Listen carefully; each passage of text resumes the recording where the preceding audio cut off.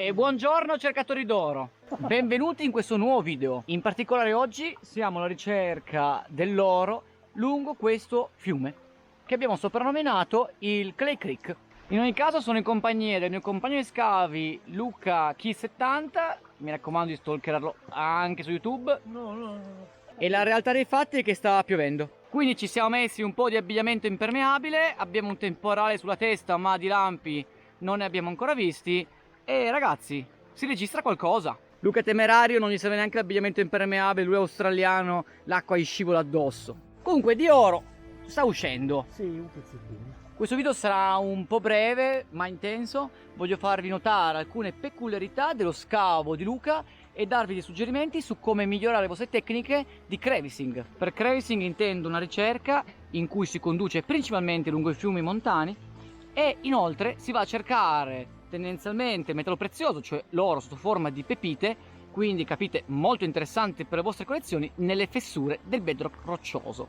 Questo è il Clay Creek, qui a fianco affiora il cosiddetto bedrock roccioso, che non è nient'altro che il substrato. In questo contesto si tratta di un quarzo mica scisto, una roccia molto interessante dal punto di vista geologico per quanto riguarda soprattutto la ricerca del metallo prezioso, perché può costituire delle fessure talvolta molto arricchite. Spesso però queste fessure non si ricaricano come i fiumi pianura grazie alle piene, quindi sono più delle risorse non rinnovabili, ma talvolta veramente molto interessanti data la loro elevata concentrazione di oro all'interno. Come funziona la prospezione all'interno del crevicing? Ve lo spiego subito. Intanto è fondamentale andare a cercare delle zone dove affiora il bedrock naturale roccioso. Quindi non si va a scavare tra i ciottoli, come si fa consuetudamente al fiume, bensì si va a scavare in quel sedimento tendenzialmente attaccato alla roccia madre. Questi lastroni possono essere solo rimossi per mezzo di un palanchino, non sono dei ciottoli. I ciottoli, come in questo esempio, sono rocce che hanno viaggiato per lungo tempo e anche di elevate distanze, per questo si trovano arrotondati. In questo contesto i ciottoli potreste trovarli incastrati nelle fessure del bedrock roccioso, dovreste toglierli, lavarli e riporli a quel punto negli scarti. Poi a fine giornata si va a ripristinare il sito di scavo. Luca quindi si sta adoperando a raccogliere il sedimento rimasto incastrato in queste fessure naturali della roccia madre, preventivamente le setaccia e soprattutto vedete come va a pulire i ciottoli che in questo contesto sono rimasti pizzicati all'interno della fessura. Inoltre questo ciottolo che ha questa patina arancione rossa al di sopra, indice del fatto che è stato all'interno di quella fessura per molto tempo. Questa non è nient'altro che ruggine, ossidi idrossidi di ferro. Andiamo ancora a lavarla con cura. Mi raccomando, il crevicing è una tecnica molto meticolosa. Potrebbero esserci dei casi particolari in cui nel crevicing potreste trovare delle pepite d'oro veramente interessanti e importanti come peso, anche di diversi grammi. In questo contesto potrebbero rimanere però all'interno del setaccio, quindi è molto importante osservare in maniera meticolosa anche gli scarti del setacciato, mai vi fosse una pepita che voi altrimenti scartereste.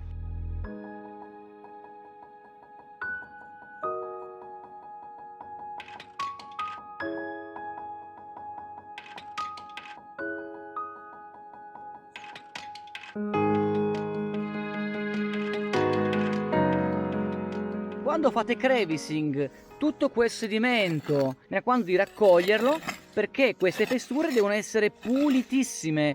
L'oro talvolta va proprio ad appoggiarsi alla roccia e tale rimane, quindi è fondamentale pulire queste fessure veramente molto bene. Adesso parliamo un po' di attrezzatura per fare crevicing. Che cosa vi servirebbe? Innanzitutto un kit della MyLab, ma può essere anche un kit di altre marche, è fondamentale. È necessario quindi un piatto dove andare a vagliare i sedimenti che avete estratto dalle fessure. In questo contesto il piatto della MyLab è uno strumento molto performante, dato anche il setaccio che si può mettere al di sopra, e oltretutto viene dato anche all'interno della scatola questo piattino che Luca utilizza sempre come piatto concentratore tutto il vario oro che trova nell'arco della giornata, così che io posso prendere e scappare. Inoltre Luca adopera una comune paletta da giardino, in questo contesto anche una pala che utilizza per fare leva, per spostare queste rocce, io comunque consiglio sempre di adoperarsi anche con un palanchino, in questo caso di lunghezza 1 metro. Ricordate che il massimo in Piemonte consentito per questi strumenti è 1,60 m, e soprattutto quando arriverete a trovare un sedimento di questo colore rossiccio e tendenzialmente anche abbastanza argilloso, questo è proprio un esempio molto chiaro. Ecco, siete proprio arrivati nella porzione più interessante della fessura, quella più antica e quella che potenzialmente potrebbe contenere la maggioranza dell'oro. Capite quanto è profondo quel sedimento rispetto a dove Luca ha iniziato a scavare? È oltre 70 cm, quindi capite che il crevicing è una tecnica molto impegnativa.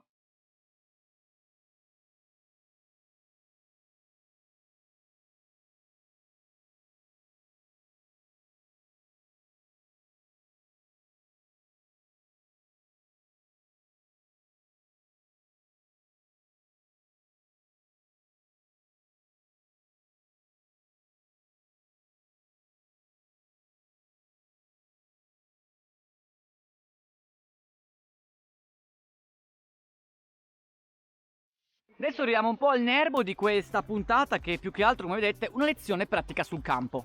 Il crevicing è una delle mie tecniche preferite. Si necessita di pochi strumenti tendenzialmente economici. Già circa con un centinaio di euro si riesce ad avere tutta l'attrezzatura che finora ho elencato. E fidatevi che è molto semplice ripagarsi questa attrezzatura, dato che l'oro al grammo sta a ben 50 euro. Logicamente 50 euro si intende oro puro a 24 carati. In questo contesto troviamo un oro non puro al 100% ma circa l'80%. Ci vorranno d'occhio circa, poniamo anche 3 grammi per esagerare.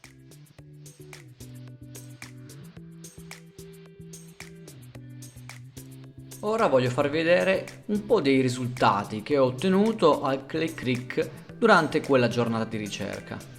Di solito l'oro trovato si va a pesare alla fine della giornata, in maniera tale da puntarlo su un block notice e via via nel corso della stagione vedere i risultati del proprio lavoro. Da sempre, secondo me, una grande soddisfazione.